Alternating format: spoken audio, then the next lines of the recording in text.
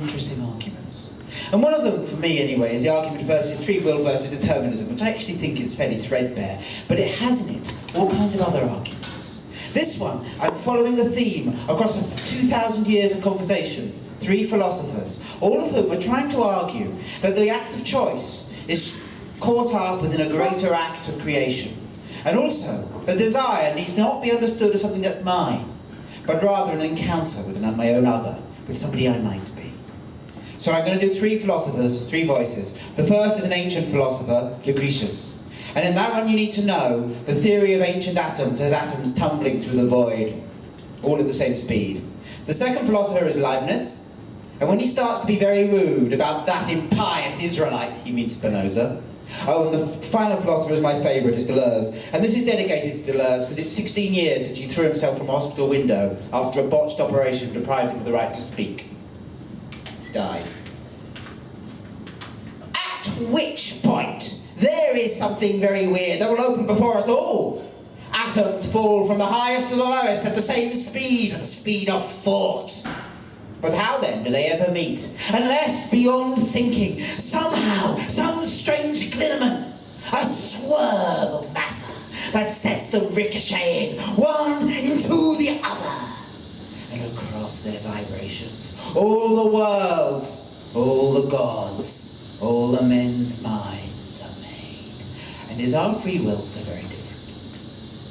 When we choose to act and know not why, is it not that our minds, the atoms so fine, suddenly change direction? And we have a clinamen, a moment of creation, quite of our own. At which point, something strange will open before us all.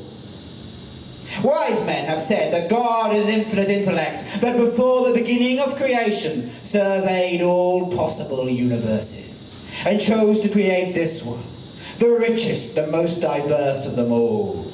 But then how do we have choice within that world? How are we just confirming gods? And more than that, if that impious son of Judah is right, and I fear he might be, free will is an illusion. We choose only what we desire. Do we have then no more freedom than the beast of the field or the tumbling atoms from the void? And if we don't, what follows? What price morality? How can we be truly good? Who can answer this enigma? Well, I say, in answer we all can.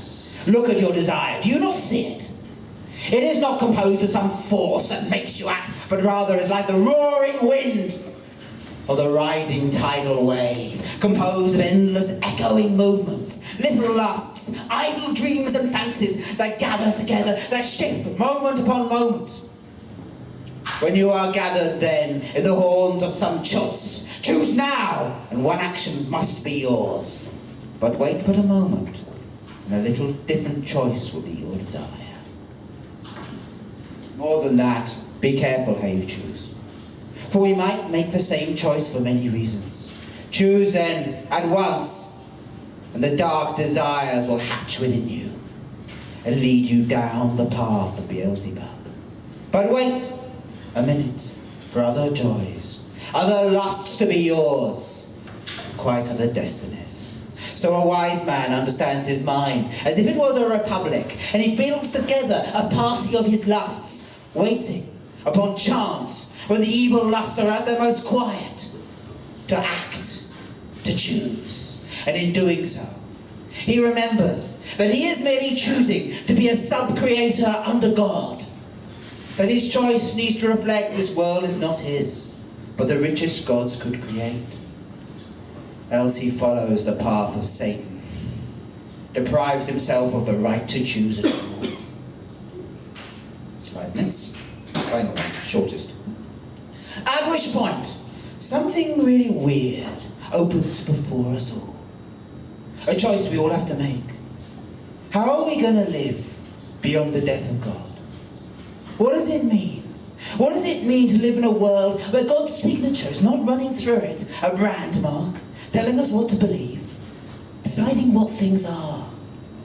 What does it mean then not to live in a cosmos so much as a chaosmos, where the same events might mean many things, might change their pattern, might change their power, so that my childhood does not lie in me, forcing me to act, any more than my genetic inheritance, the doings of my grandparents. But rather, we get the ability as we are alive to throw and rethrow their power. What does it mean then? To understand not fate, the time, not as some fatalistic chain that binds around me as it binds around the devil, but rather in its Christ-like potential. To understand time then as a redemptive force, that as I am alive, always gives me a chance to change. How are we then going to understand time? As it gives us a glimpse of a kind of beatitude.